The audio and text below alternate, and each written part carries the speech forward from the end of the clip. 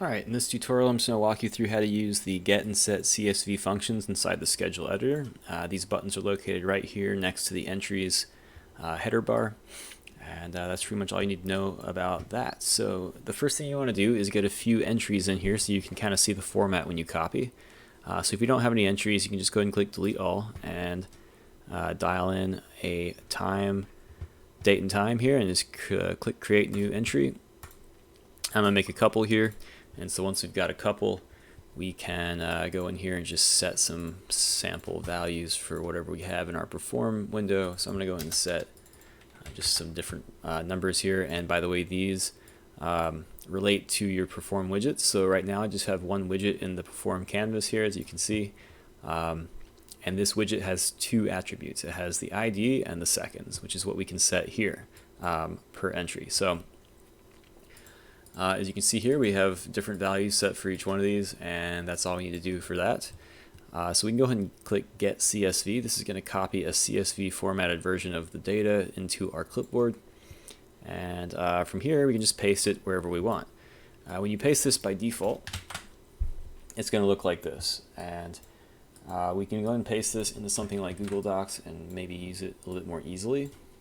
So here we have an empty sheet in Google Docs.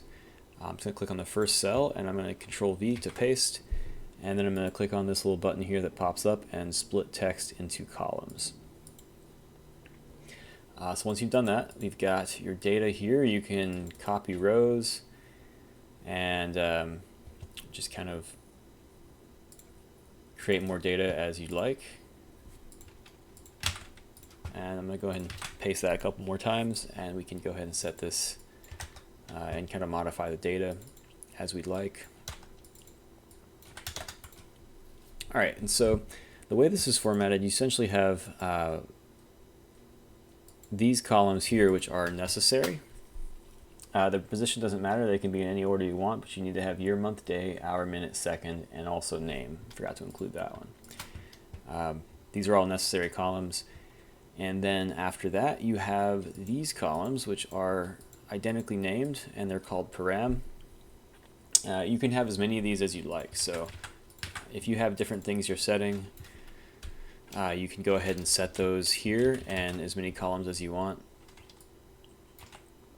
So for example, maybe this column is going to be slider. We're going to set this slider to 0.5 for this particular entry. So if we're going to add extra parameters here, you just need to make sure you have the columns labeled as such. If they're not labeled as such, you will get errors when you import.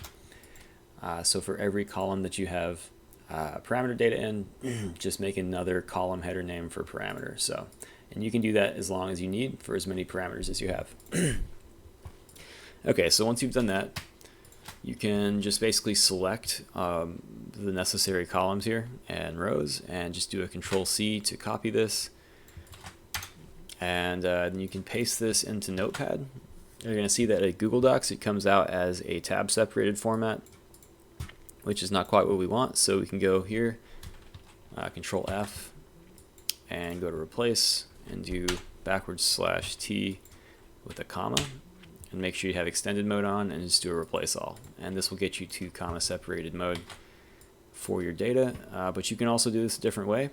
Most spreadsheet applications let you download your data in like a comma separated format. So for Google Docs, it's just File, Download As, and comma separated values. And so we can just save that here as test2. And if we open this up,